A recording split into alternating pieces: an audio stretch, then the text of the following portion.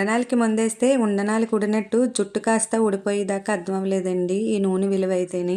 మా అమ్మ అయితే నాకు మా చెల్లికి మందార పూలు మందారాకులు నూనెలో వేసైతే మరగపెట్టి రాసేది.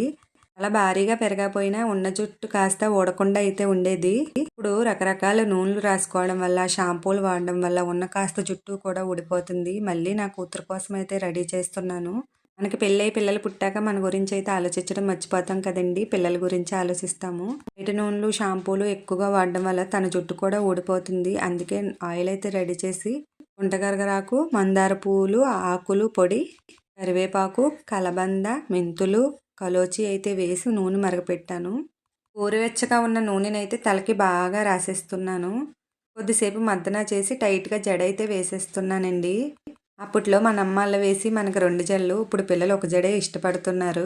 కనీసం వారానికి ఒక్కసారి చేయడం వల్ల జుట్టు అయితే ఊడిపోకుండా ఉంటుంది.